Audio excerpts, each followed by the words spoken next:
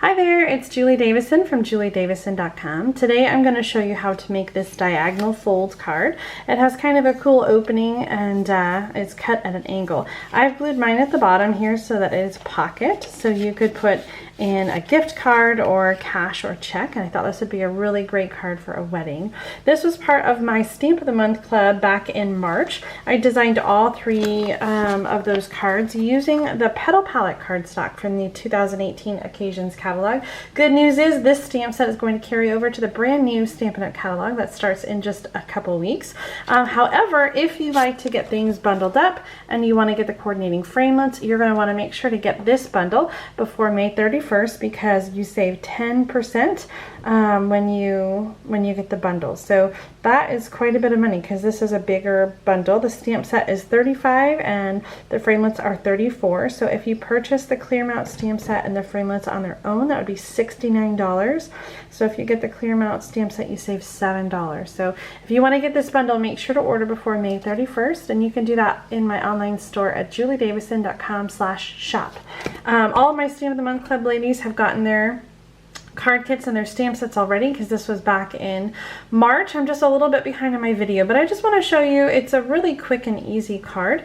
So I'm just going to show you a few tips to make the card and then a few more samples of the diagonal fold card. So we're going to start with a piece of 8.5 by 11 cardstock. I'm using So Saffron, and we're going to use the paper trimmer to cut and score this card. So we're going to start with the scoring blade and we're going to score the card in half at 4 1/4, and then turn the cardstock and score it in half the other direction at 5 1/2. So we've got 4 quarters, kind of like sections here, and then we're going to remove the scoring blade because we need to have the whole length of this track for our cutting. So we're going to line up the cardstock corner to corner. So I'm gonna line up, I don't know how well you can see, not at all. I've got it the corner of the cardstock in the cutting track on both ends. So it takes a little bit of finagling and kind of holding to get it just right, but you want to make sure that you're corner to corner.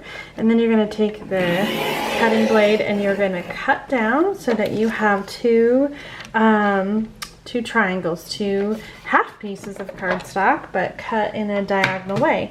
So what happens then is you can fold these down and over, and they will meet perfectly in the middle. So you have a cool fold and a unique way for your card to open.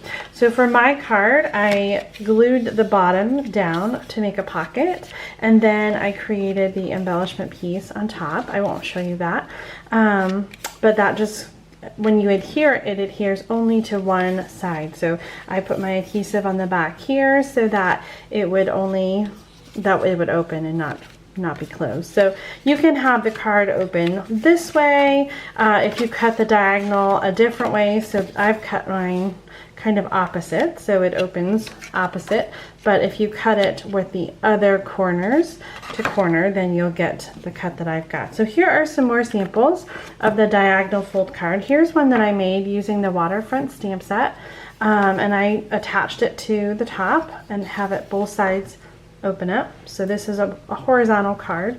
It says, "Friends make the good times better and hard times easier."